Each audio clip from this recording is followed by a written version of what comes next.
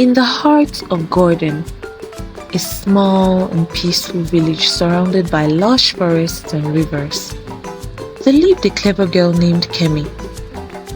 Unlike the other children, Kemy was known for her quick wits and fearlessness. She often explored the riverbanks and forests, uncovering mysteries that others dared not approach. Her curiosity was matched only by her intelligence, and the villagers admired her greatly. One bright morning, as Kemy wandered along the river, she noticed a glint of light reflecting off the water's surface. Intrigued, she stepped closer and found a beautiful silver bracelet resting on the rocks. The bracelet shimmered with strange stones that seemed to glow faintly, as though alive. Kemy felt an irresistible urge to pick it up, and as her fingers brushed the cool surface of the bracelet, a sudden gust of wind howled through the trees, carrying whispers that sent shivers down her spine. The water trembled as ripples danced outward, shimmering with an airy glow, as if the river itself had awakened to bear witness. The sky darkened without warning, and the air grew heavy. Kemy turned to leave, but before she could take a step, the water began to churn violently. Two towering beings of light and energy emerged from the river, their forms glowing like stars. Kemy froze in awe and fear, for she recognized them from the village's stories. The guardians of the marine world. The villagers spoke in hushed tones about these beings, believing they watched over the river and punished disobedient children. Kemy had always thought of them as myths, but now they stood before her, radiating an otherworldly presence. The taller of the two, a figure with glowing wings, pointed at the bracelet in Kemy's hands. "You have dared to claim what's not yours, mortal child. Such boldness carries a price." The being's voice echoed like thunder. "You must come with us to the marine world as punishment." Kemy's heart pounded, but she quickly steadied herself. She knew panic would only weaken her position. "Think, Kemy, think," she told herself. She had always been praised for her cleverness.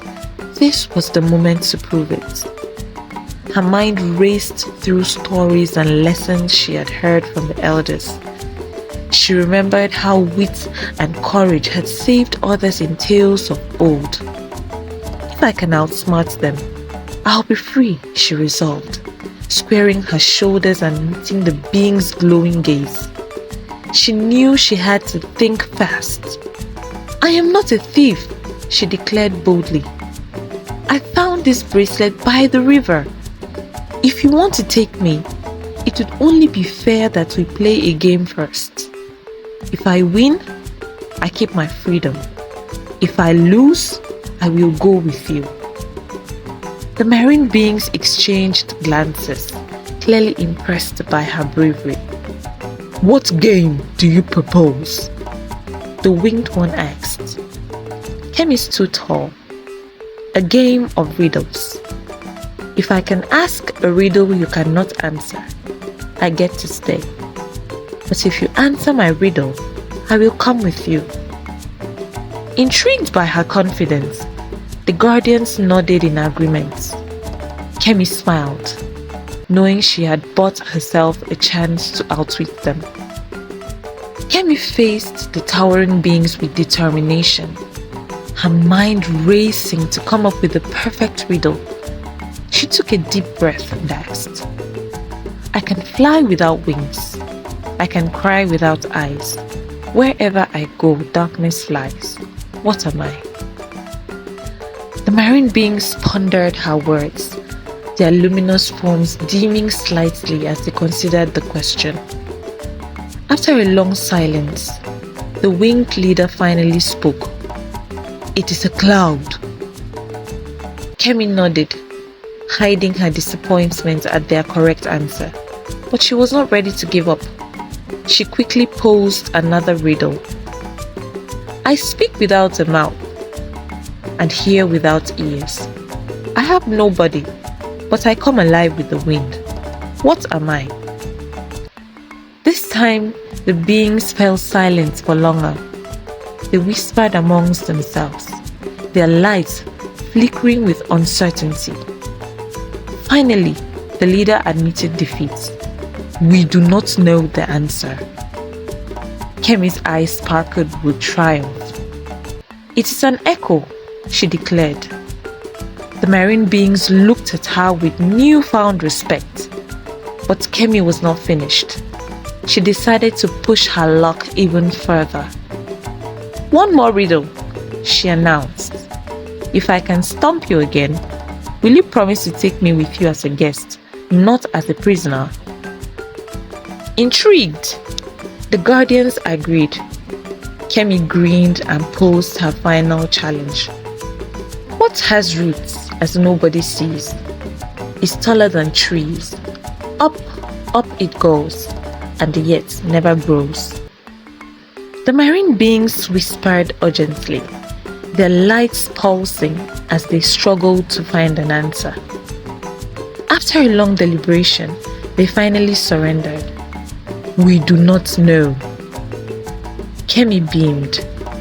The marine beings exchanged uncertain glances, their lights flickering dimly as tension thickened the air. Then, as realization dawned on them, their lights flared brightly and they erupted into laughter. It is a mountain, Kemy declared, her voice filled with triumph.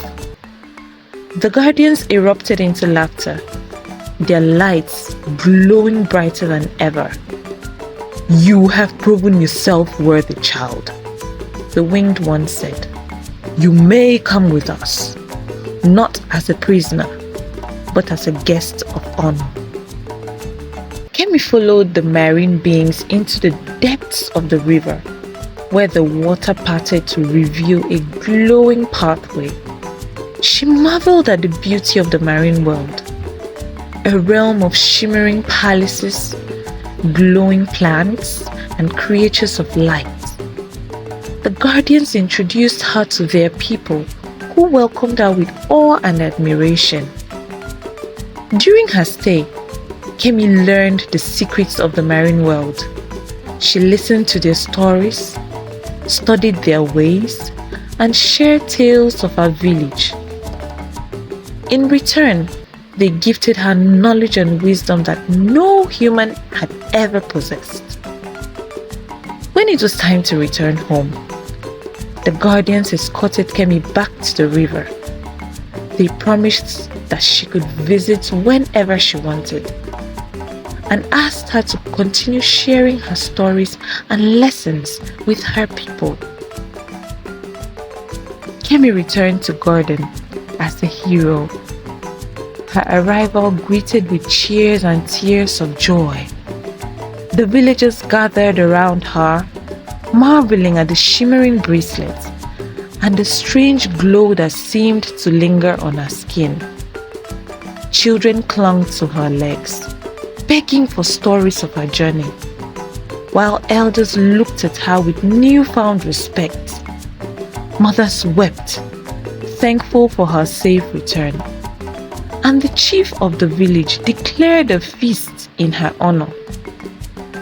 That night, under the light of a full moon, Kemy shared tales of the marine world, weaving lessons of courage and wisdom that would echo through generations.